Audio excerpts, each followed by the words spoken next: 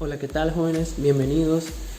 Aprovecho la oportunidad para presentarme. Mi nombre es Jonathan Castillo y les estaré acompañando en el desarrollo de este módulo.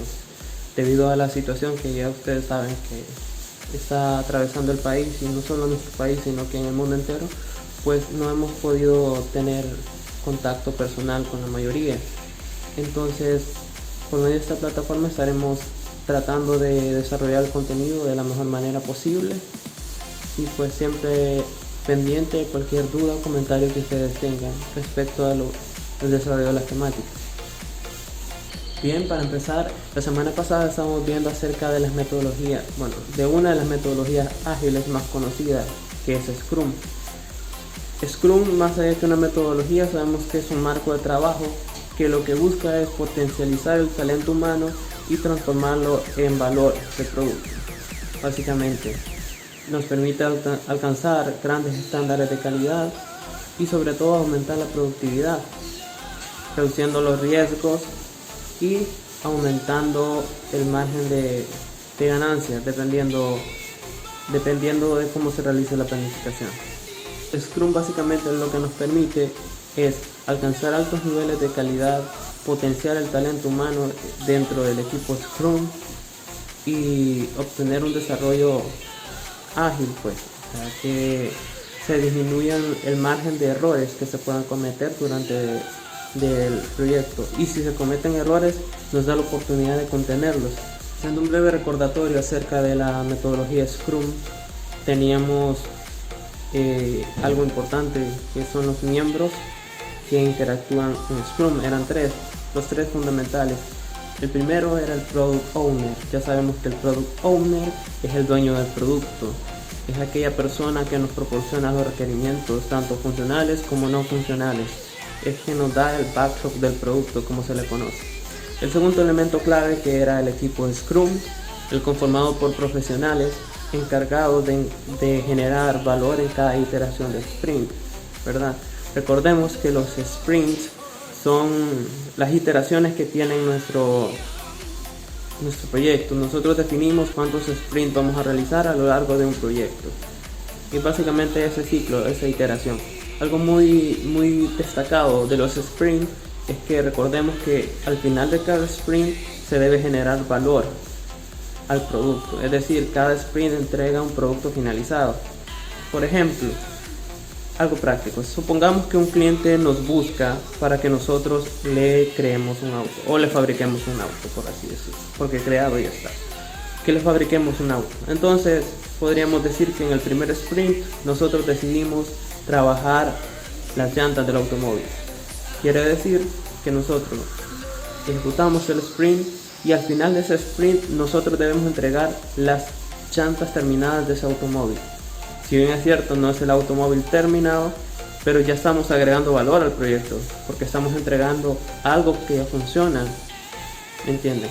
Entonces, esa es la ventaja de esta metodología, que nosotros no es necesario que pase todo el proyecto para poder ver algo terminado, sino que desde el inicio nosotros nos volvemos productivos. Y esto es muy positivo, porque no solo en lo moral, sino que en la parte del cliente, el cliente está más satisfecho porque está viendo rendir su inversión, y esto es bastante importante en ese sentido. El tercer elemento que interviene en este proceso es el Scrum Master, y no solo por ser el último es el menos importante en esta cadena, en la forma que lo hemos dicho. El Scrum Master es el nexo entre el equipo de desarrollo y el Product Owner, es la conexión entre ambos. Él está en constante comunicación con el Product Owner, informándole de todos los avances, etc. Y también es el encargado de asegurarse que el equipo Scrum esté funcionando como debe, que todos estén haciendo sus tareas y entregándolos en tiempo y forma que ha sido establecida en el cronograma de actividades. En pocas palabras, el Scrum Master es el encargado de hacer que el proyecto llegue a buen puerto. Es el responsable de que el proyecto tenga éxito, porque básicamente es la cara del equipo de desarrollo. Ahora bien, ustedes dirán, ¿por qué es tan importante estas metodologías, o por qué es tan importante preparar un proyecto y su documentación, etcétera? Muchas veces nosotros nos ponemos a desarrollar proyectos así, a lo loco, como dicen. Pero a medida que pasa el tiempo y nosotros vamos practicando más y más y más, nos vamos dando cuenta que es necesario no solo un buen desarrollo del proyecto. Eso depende y está estrictamente ligado a un buen análisis de requerimientos, un buen análisis de necesidades y todo eso. A partir de ahí nosotros debemos generar una planificación adecuada, teniendo en cuenta todos los aspectos variables y las situaciones en las cuales el proyecto se podría ver afectado. Entonces, el éxito de un proyecto depende muchísimo de la forma en que nosotros analizamos la situación y sobre todo de la forma en que es planificada. Entonces, por eso nos estamos enfocando en reforzar esta área, que es la de análisis y planificación. Debido a la situación que estamos atravesando con las clases, no podemos ponernos a desarrollar ya, porque no hemos hecho las fases previas, que es el análisis y la planificación. Entonces, en esta fase inicial lo que se está pretendiendo hacer es que nosotros conozcamos todos los elementos necesarios y sepamos hacer instrumentos que necesitaremos en el análisis, para que cuando ya podamos trabajar en condiciones, nosotros no tengamos tanto problema con esto. Vamos a aprender a utilizar la mayor cantidad de herramientas posibles y entender el beneficio que todo esto tiene, para que cuando entremos de lleno a trabajar no tengamos tanto problema con eso. Este día vamos a estudiar acerca de UML. Algunos supongo que tendrán conocimiento de esto, otros no. Pues ahora veremos acerca de UML, veremos una introducción, conoceremos más acerca de los casos de uso, el diagrama de clases también, y cómo enfocarlo a proyectos. Habrá una pequeña actividad con un caso planteado al cual le daremos solución. Empezamos con la sesión de ahora.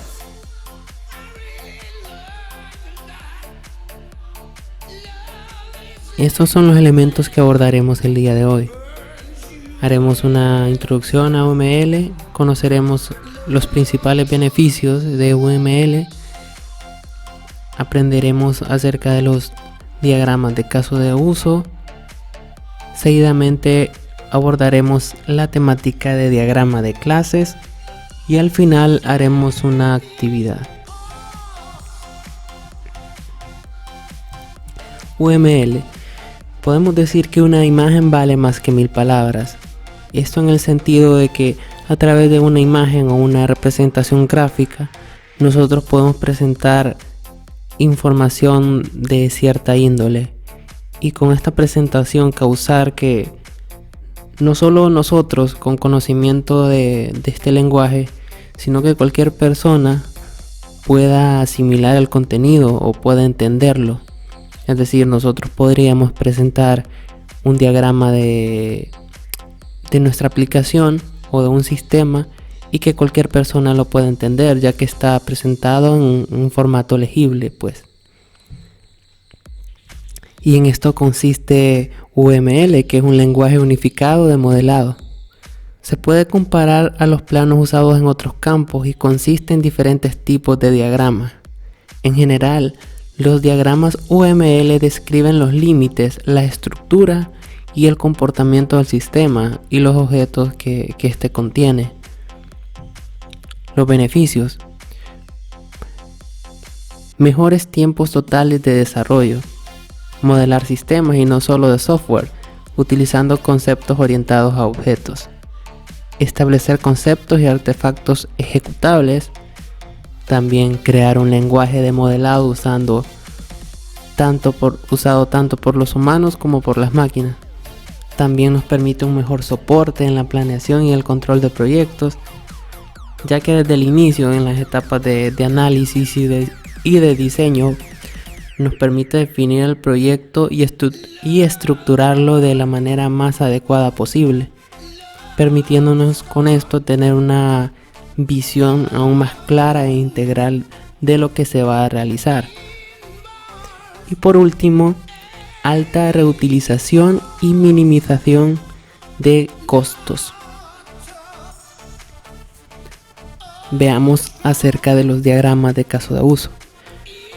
Creo que en más de alguna ocasión ya han hecho diagramas de caso de uso, pero lo vamos a recordar y llevar a la práctica para perfeccionar ciertos detalles.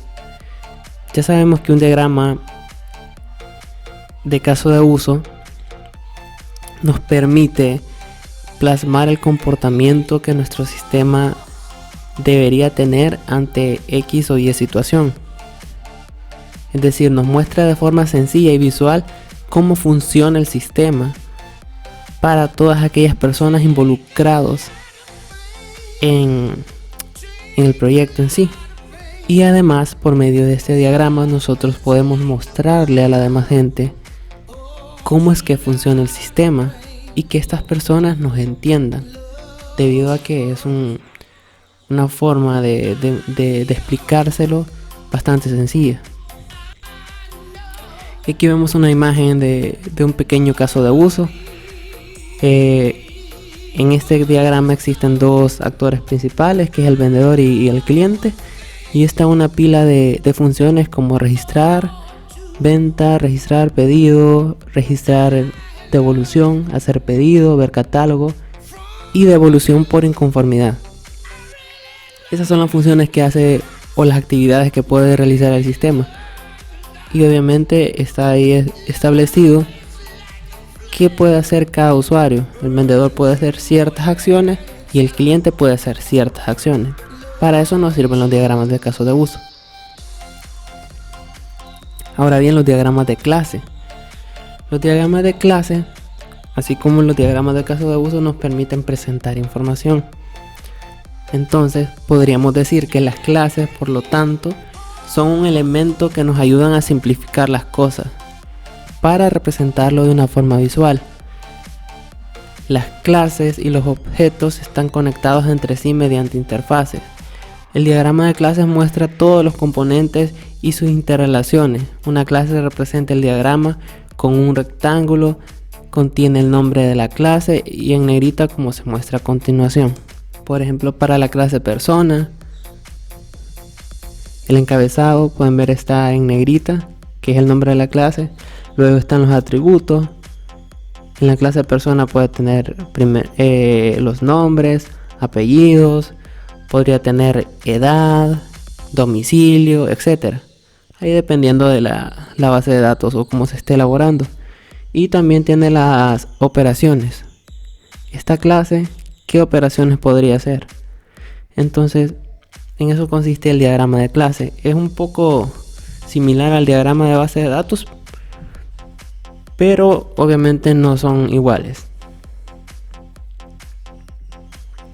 Ahora bien, para ejemplificar de una mejor manera lo que es los casos de uso y los diagramas de clase, nos vamos a enfocar en dos puntos fundamentales. Pero antes de ello debemos tener acceso a una herramienta que no sé si todos la tienen, que se llama Argo UML. Para todos aquellos que no la tengan, esta herramienta es muy fácil de instalar. Simplemente, por ejemplo, pueden descargarla desde esa dirección. Les voy a compartir el enlace. Entonces ustedes entran ahí y la descargan, ¿verdad? Entran ahí y luego le dan en descargar y listo. Posteriormente simplemente van a ir dándole siguiente y ya. Es un instalador sencillo realmente. Bien, cabe recalcar que para poder utilizar Argo UML es necesario tener instalado Java en el sistema operativo. Si aún no lo tienen instalado, pues igual es muy fácil de hacerlo. Acá está el enlace para descargarlo de forma gratuita. Y simplemente dan clic ahí, descargan el instalador y lo ejecutan. Antes de instalar Argo UML, porque si no les va a generar. Entonces, si aún no tienen Java instalado, primero descargan Java y luego descargan Argo UML y lo instalan. Bien, ahora sí veremos en qué consiste la actividad. La actividad consiste en lo siguiente. Se presenta un caso. El caso dice así: la empresa Coqueto Store necesita una aplicación para gestionar sus ventas.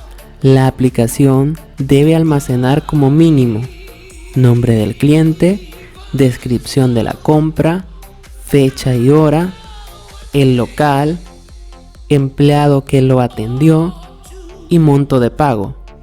Cabe mencionar que el dueño necesita monitorear la plataforma y quiere que sus clientes puedan ver el catálogo de productos. Bien, este es el caso que se nos presenta. Ustedes van a suponer que esta empresa les está pidiendo a ustedes que le desarrollen este sistema. Entonces, ustedes deben identificar dos cosas en este caso. En primer lugar, ustedes van a identificar, en el sentido de base de datos, qué tablas debería tener este sistema para cumplir con todo esto que nos está pidiendo el cliente. Entonces, ustedes van a diseñar una propuesta de base de datos para este sistema por medio de un diagrama de base de datos. Un diagrama sencillo, no se complican tanto. Lo más importante es ver su propuesta. Ustedes van a proponer: debería llevar esta tabla, esta otra, etc. Y obviamente tienen que poner qué campos llevarían las tablas. Es su propuesta, así que a tenerlo en cuenta. En el segundo punto, después de que han hecho su propuesta de base de datos, van a desarrollar un diagrama de posibles casos de uso para el sistema. Ya sabemos que el diagrama de caso de uso nos permite plasmar a qué funciones del sistema tiene acceso cada usuario. Entonces, ustedes elaboran una pila de funciones del sistema que ustedes consideren convenientes. También deben identificar cuántos usuarios tendría el sistema o cuántos tipos de usuario debería tener el sistema. Ustedes podrían decirme: debería haber un tipo de usuario para los vendedores, uno para el gerente, otro tipo de usuario para el administrador, no sé, y también podría haber otro, hasta un cuarto usuario para el dueño del negocio. Serían 4 tipos de usuarios. Posiblemente ustedes pueden proponer más o menos, ya que es su propuesta. Ustedes van a suponer, como les dije, que el dueño de esa empresa les está pidiendo que desarrollen este sistema. Entonces ustedes van a proponer el diseño de base de datos y van a elaborar los posibles casos de uso que tendría este sistema. Incluso pueden hacer esta tarea haciendo uso de Word, PowerPoint o de la herramienta que instalamos. Si deciden hacerlo en PowerPoint, pueden hacer algo similar a esto. Por ejemplo, acá tengo yo una idea de pila de funciones y 3 usuarios, pues. Por ejemplo, la primera, que es iniciar sesión. ¿Quiénes de estos usuarios deberían tener acceso a esto? Entonces ustedes van a enlazarlo y así sucesivamente con el resto, pero obviamente de su propuesta de solución, porque cada quien va a proponer algo distinto. Entonces eso vamos a hacer. Y si deciden hacerlo en algo UML, por ejemplo, para la propuesta de base de datos, ustedes pueden hacer algo similar a esto. Pueden hacer las tablas y establecer qué campos llevaría cada tabla. Presentarlo de esta manera. Esto sería si lo deciden hacer en Argo UML. Por ejemplo, una tabla de usuarios. Esta tabla de usuarios estaría relacionada a una tabla de tipo de usuario para identificar qué tipo de usuario está logueándose en el sistema, si es un administrador, un vendedor, un cliente, etc. Tendríamos una tabla de ventas, que esta venta estaría enlazada a un usuario vendedor, para registrar la venta a un cliente. Y también deberíamos tener obviamente tablas para almacenar los detalles de productos. Acá por ejemplo, más adelante cuando veamos la normalización de base de datos, vamos a ver que por ejemplo este campo de proveedor y categoría no deberían estar de esta forma. Debería haber una tabla específica para proveedores y una para categorías. Lo que tendríamos acá serían unas llaves foráneas para llamarlos a estas otras dos tablas, pero eso lo vamos a ver más adelante. Simplemente les muestro esto para que tengan una idea de qué tablas podrían llevar. Obviamente debe llevar más tablas o menos según su propuesta. No quiere decir que sí debe quedar, simplemente es para que se hagan una idea y ustedes van a hacer una propuesta de cómo debería quedar la base de datos. Esto sería en el sentido de la base de datos. Bien. Ahora bien, para crear los casos de uso, hacen un nuevo archivo y acá les da la opción, esta figurita acá donde aparece una personita, para que se les habiliten los símbolos de los casos de uso. Entonces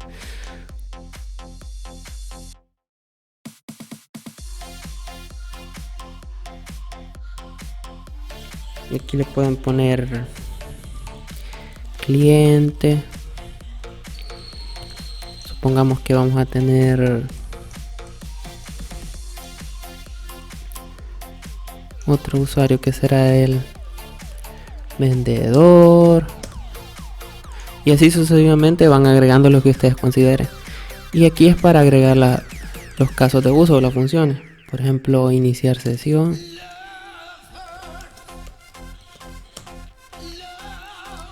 Vamos a agregar otra que sea registrar venta, por ejemplo. Y así lo van agregando sucesivamente. Luego ustedes identifican a qué tendrá acceso este usuario, a qué tendrá acceso este otro usuario, y si hay otro usuario igual. Para cada usuario ustedes van a identificar a qué tendrá acceso, a qué caso de uso tendrá acceso. Por ejemplo, si ustedes dicen que el cliente tendrá acceso a iniciar sesión, lo que harán es crear un enlace hasta la función de después. Por ejemplo, a la siguiente, ¿creen ustedes que el cliente debe tener acceso a registrar una venta? Pues creo que no. Eso sería más que nada para el vendedor, que deberías tener autorización para eso. Ahora, ¿creen ustedes que el vendedor debe tener acceso a iniciar sesión? Pues obviamente sí. Y así van a ir haciendo con el resto de casos de uso y usuarios. Una vez terminada esta actividad, van a enviar los dos aportes, tanto el de base de datos como el diagrama de caso de uso, a la plataforma. Pueden enviarlo ya sea en un documento de Word o simplemente en imagen. Bien, ahora que ya hemos visto la parte teórica y un poco de lo práctico, vamos a poner en ejecución lo que hemos aprendido. Se presenta este caso de esta tienda Coqueta Store con ciertos requerimientos incrustados dentro de la problemática. Nosotros vamos a identificar las necesidades, obviamente, y en base a eso cada uno de ustedes van a presentarme, o van a generar, mejor dicho, una propuesta de base de datos. Es decir, ustedes van a considerar la necesidad del negocio y van a proponer, si ustedes fuesen los que se lo va a desarrollar, entonces qué base de datos ustedes harían. Supongan que esta empresa los ha buscado a ustedes para que desarrollen el sistema. Véanlo desde ese punto de vista. Entonces ustedes van a presentarle un diagrama de base de datos que ustedes consideren oportuno. Después de eso, ustedes también van a generar una pila de acciones o eventos del sistema o funciones del sistema para hacer los casos de uso. Ustedes van a considerar según su criterio, cuántos tipos de usuarios debería tener el sistema y a qué van a tener acceso estos usuarios. Eso queda a su criterio, cada quien lo pensará de una forma diferente. Quizás unos digan que el sistema deberá tener 2 usuarios, otros 3, 4, etc. Independientemente cuáles piensen ustedes, van a plantearlo en la segunda pregunta. Y después de culminar esos dos entregables, digamos, o esas 2 partes, van a enviarlo a la plataforma, ya sea en un documento de Word o también lo pueden hacer en imágenes. Pueden exportar el diagrama en un archivo PNG o JPG y la suben a la plataforma. Para realizar esta práctica ustedes pueden hacer uso de la herramienta que instalamos durante la sesión, que es ArgoUML, pero como es una, digamos, relativamente sencilla en cuestión de software, ustedes la pueden realizar en Word, en PowerPoint, etc. Incluso si ustedes no tienen acceso a una computadora o esta herramienta, pueden hacer el diagrama de casos de uso y el diagrama de base de datos en papel. Podría ser una solución en caso de que se les haga realmente imposible acceder a cualquiera de estas herramientas. Pueden hacerlo en una hoja de papel bond o en cuaderno y le toman foto y lo suben. Esta sería la actividad para esta sesión, y como sugerencia también yo les invito a que tomen apuntes de los videos o de información que ustedes consideren importante, porque si bien es cierto que lo más fundamental es que sepamos aplicar todo lo teórico en lo práctico, pero es importante tener bien fundamentadas las bases prácticas, pues a nivel conceptual. Por ejemplo, si le preguntan qué es Scrum, que le dé una definición básica de UML, etc., entonces uno debe saber de qué forma responder. Sin más por el momento, la sesión queda hasta acá. Estaré al pendiente de cualquier consulta que ustedes tengan, y también recordarles sobre, ante la situación que estamos viviendo, acatar las medidas de prevención que se nos está girando por medio del gobierno. Cuídense, y esperando que todo esto pronto pase y las cosas vuelvan a la normalidad. Hasta la próxima.